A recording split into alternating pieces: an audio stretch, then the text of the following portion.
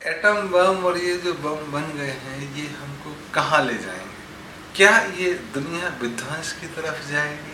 क्या जिनके पास ज़्यादा है वो दादागिरी दिखा पाएंगे? जिनके पास नहीं है वो दादागिरी झेलेंगे? जितने भी परमाणु बम बने और जितने आगे बनेंगे, हो सकता है कि इससे भी सोफिस्टिकेटेड बम आगे बने। जितने बन गए हैं, हिरोशिमा और नागासाकी के बाद किसी माई बाप की हिम्मत नहीं हो रही है उसको चला। क्यों? क्योंकि इतना नुकसान होगा और अब दूसरे के पास भी आ गए, तो भूखा नंगा होगा तो अभी हमको खत्म कर सकता है। तो लड़ाई झगड़े तो छोटे छोटे हथियारों से और वन साइडेड है, बोथ साइडेड तो हो नहीं रही। यूएन अपना वजूद खो चुके हैं दिखावे के। तब जो सोफिस्टिकेटेड इससे भी आगे आएंगे, जैसे कि हाइड्रोजन बम आ चुका है, वैक्यूम बम्स के प्रयोग चल ही रहे, आ भी चुके। हो सकता है कि मल्टीपल फैसिलिटी या मल्टीपल कैपेबिलिटी का, जिसमें हाइड्रोजन भी हो, जिसमें वैक्यूम भी हो, जिसमें केमिकल्स भी हो, multi injectable missiles, multi fuel and multi fired nuclear weapons आए। इनकी संभावनाओं से इनकार नहीं किया जा सकता। हो सकता है कि हमारे चेतन में इसकी जानकारी ना हो, कैसी रिसर्च चल रही, लेकिन दुनिया में कहीं ना कहीं तो चल ही रही।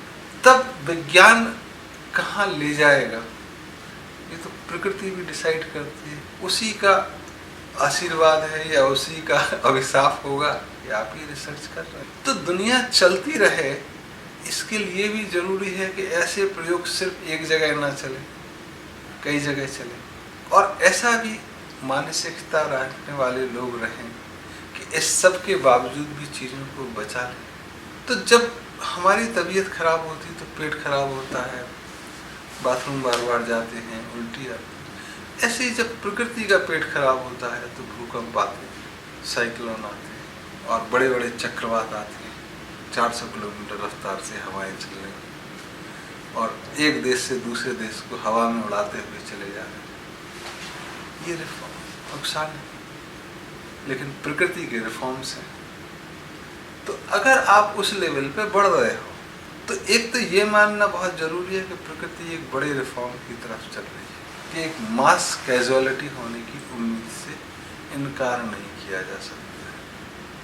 2 विश्व युद्ध हो गए हैं, तीसरे विश्व युद्ध से इनकार नहीं किया जा सकता।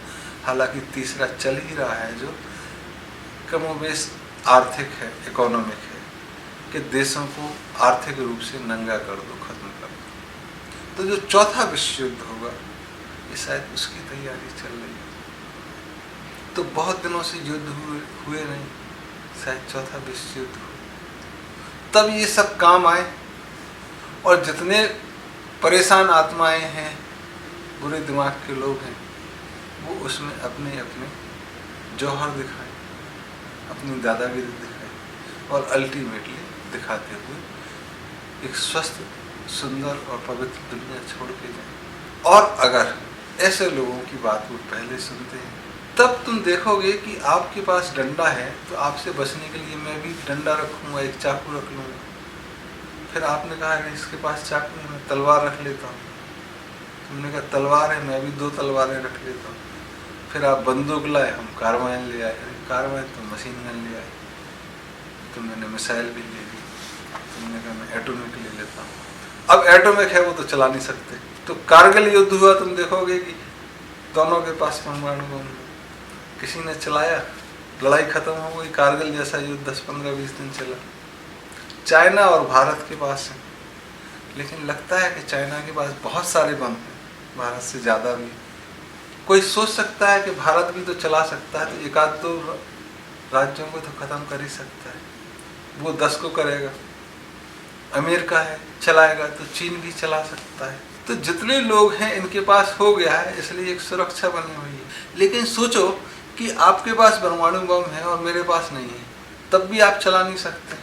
तो कहोगे यार ये सब बेकार की चीज़ें, बेकार में पैसा खर्च किया, मैं मशीन गन से ही काम चला लूँगा जिससे चलना चाहिए।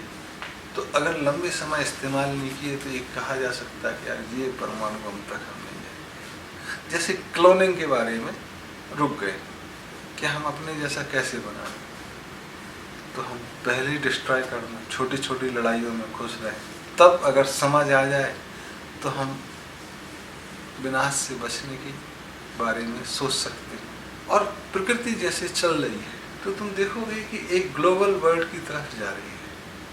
और अगर एक ग्लोबल वर्ल्ड बनता है तो ऐसे हथियारों का क्या दूसरे प्लानेट से लड़ने के लिए इस्तेमाल हो, तब इस प्लानेट के लिए ज़रूरत नहीं हो, तब उसके खात्मे के बारे में हम सोच। उसके पहले ये सब चीज़ें चलेंगी। लोग अच्छे अच्छे हथियार बना के भी पैसा कमाने की सोचेंगे, दूसरे देशों में आतंकवादी गतिविधियाँ फैलाएंगे, जिससे उनकी पुलिस और उनकी सेना वो हमारे हथियार खरीदेंगे। देशों के बीच में आपसी लड़ाई कराई जाएगी, जिससे वो मेरे हथियार खरीदें। और हथियार बेचने वाले देश अपने पास सबसे उत्तम हथियार रखें, जिससे उनसे कोई न जीते। तो ऐसे में अगर उनसे हथियारों की खरीद फरोख्त से बचना है, तब कई देशों को अपने यहाँ रिसर्च एंड डेवलपमेंट करनी चाहिए कि वो अच्छे अच्छे हथियार बनाए, दूसरों से ना खरीदें, जिससे ये बाजार में हथियारों की खरीद फरोख्त बंद। अपने अपने डंडे लेके अपने मस्त रहो, अपनी अपनी अच्छी कार्रवाई लेके मस्त रहो। किसी दूसरे की कार्रवाई लेके आप कब तक सुरक्षित रहोगे?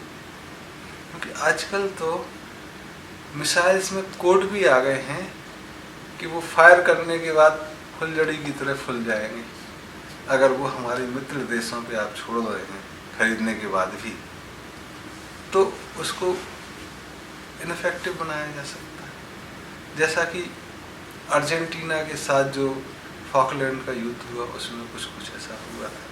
लेकिन कुल मिला के चीज़ें ऐसी हैं, हथियारों में अगर रिसर्च बंद हो अच्छी बात है, लेकिन अगर रिसर्च हो तो मल्टीपोलर में हो, बाइपोलर ना हो, सिंगल पोल ना हो, तब जाके चीज़ें एक ऐसे प्लेटफॉर्म पे आएंगी जब लोग समझौते के लिए तैयार हो सकते हैं और अपने अपने परमाणु बम निष्क्रिय कर सकते हैं। जो ज़रूरी है कि हम अपना फ्लोरा फाउना एनवायरनमेंट बचाए रखें, समुद्र में परीक्षण न करें, रेगिस्तान में परीक्षण न करें, जिससे कि ग्लोबल डिस्टर्बेंस हो, सुनामी आए, भूकंप आए।